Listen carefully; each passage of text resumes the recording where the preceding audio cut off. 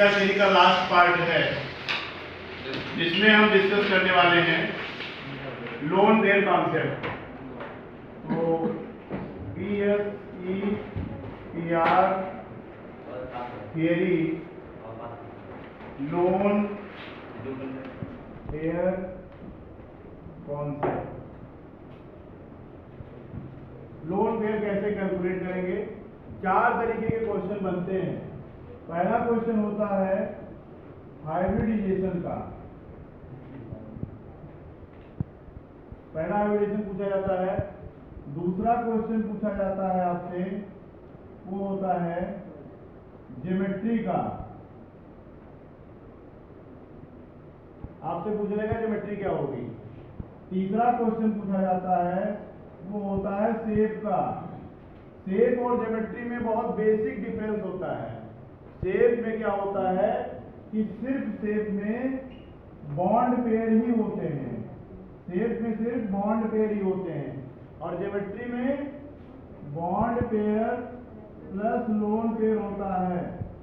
ये चीज basic difference आपको लेकर के चलना है, ठीक है। इसके बाद में तीसरा क्वेश्चन ये हाइब्रिडाइजेशन, ज्योमेट्री, शेप। इसके बाद में और चीज पूछी जाती है, वो है बॉन्ड एंगल। बॉन्ड एंगल और फिर है लोन पेयर। तो कितने टाइप ऑफ क्वेश्चन बन सकते हैं? क्या क्या बन सकता है? Hybridization, geometry, shape, bond angle और लोन पेयर। तो हमने क्या क्या सीख लिया? हमने हाइब्रिडाइजेशन सीख लिया, हमने शेप सीख लिया, शेप के बाद में बॉन्ड एंगल सीख लिया, ज्योमेट्री सीख लिया, और अब लोन पेयर के कॉन्सेप्ट से ज्योमेट्री पर एप्लीकेशन करेंगे, ठीक है। तो पहला एग्जांपल हम लेते हैं वाटर का। जैसे हमने लिया वाटर लिया। वाटर का सेंट्रल मेटल एटम क्या है? ऑक्सीजन। ऑक्सीजन है हमारा सेंट्रल मेटल एटम। इसके आउटर ऑर्बिटल में कितने इलेक्ट्रॉन होंगे? 6 प्लस हमारे बॉन्ड पेयर कितने हैं? 2। कितने हो गए? 4 हो गए। हाइब्रिडेशन क्या हो गया? sp3। अब sp3 हो गया हाइब्रिडेशन। इससे हमको पता चल रहा है कि टेट्राहेड्रल होना चाहिए, लेकिन हमारे पास बॉन्ड पेयर कितने हैं? 2। टोटल कितना आ रहा है स्टेरिक फैक्टर? तो 4 - 2 करेंगे तो कितना आ जाएगा? 2 हो जाएंगे हमारे लोन पेयर। तो लोन पेयर कैलकुलेट करना आ गया।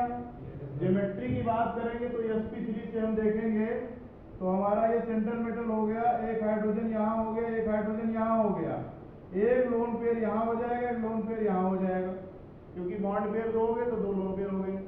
बट ये एक्चुअल टेट्राहेड्रल नहीं बनेगा। ये बनेगा क्या? Distorted tetrahedral. इसका मतलब कि इसके लोन पेयर एक यहाँ होंगे, एक लोन पेयर यहाँ होगा। तो इसकी ज्योमेट्री की बात करें तो डिस्टॉर्टेड टेट्राहेड्रल ज्योमेट्री होती है, क्योंकि लोन पेयर बहुत भारी होते हैं, उनको ज्यादा स्पेस चाहिए। तो ये इसको सप्रेस कर देता है, ये इधर बॉन्ड एंगल दबा देता है। 104.7 बॉन्ड एंगल आती है, जबकि 109.28 मिनट होना चाहिए। तो ये एक बेसिक डिफरेंस है। अगर इसकी हम बात करें कि इसी वाटर में ज्योमेट्री क्या होगी, तो आप ज्योमेट्री बताएंगे कि इसकी ज्योमेट्री डिस्टॉर्टेड क्या होगी? टेट्राहेड्रल। लेकिन अगर शेप की बात करें तो शेप हमारा हो जाएगा वी शेप। ऐसा क्यों होगा जी? इसको समझिए। ऐसा इसलिए होगा क्योंकि यहाँ पर अगर लोन पेयर को हम नेगलेक्ट कर लें तो हमारा ये वी टाइप का स्ट्रक्चर दिखाई दे रहा है, तो ये वी शेप हो जाएगा। अब इसके आगे हम और बात करते हैं, एक और एग्जांपल लेते हैं, NH3 का एक एग्जांपल लेते हैं। ये दोनों एग्जाम में खूब आते हैं। NH3 सेंट्रल मेटल एटम क्या है? नाइट्रोजन। आउटर में कितने इलेक्ट्रॉन होंगे बताइए? तो 5 प्लस 3 डिवाइडेड बाई 2 कितना हो जाएगा? 4। 4 हो गया, तो इससे हाइब्रिडेशन क्या हो जाएगा सब लोग बताइए? sp3। बॉन्ड पेयर कितने हैं? 3। लोन पेयर कितने हो जाएंगे? 1 हो गए।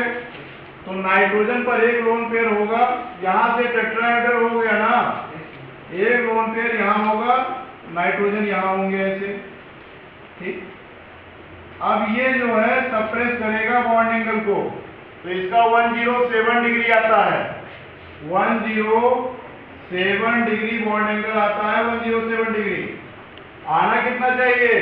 1095 डिग्री। ये भी बॉन्ड एंगल कम हो जाता है, तो लोन पेयर एक हो गया और शेप हो जाएगा पिरामिडल। क्या होता है? पिरामिडल। और अगर ज्योमेट्री की बात करें तो ज्योमेट्री क्या हो जाएगी? डिस्टॉर्टेड। ज्योमेट्री क्या हो जाएगी? Distorted tetrahedral. तो वाटर का और NH3 का दोनों केस आप आसानी से समझ सकते हैं। वाटर में 2 लोन पेयर होते हैं, NH3 में 1 लोन पेयर होता है। बॉन्ड एंगल टेट्राहेड्रल ना होकर के क्या हो जाती है? कम हो जाती है। 2 लोन पेयर होंगे तो ज्यादा डिस्टॉर्टेड टेट्राहेड्रल हो जाएगा। और अगर हम शेप की बात करें तो वाटर का V शेप हो जाता है, इसका पिरामिडल शेप हो जाता है। Thank you very much.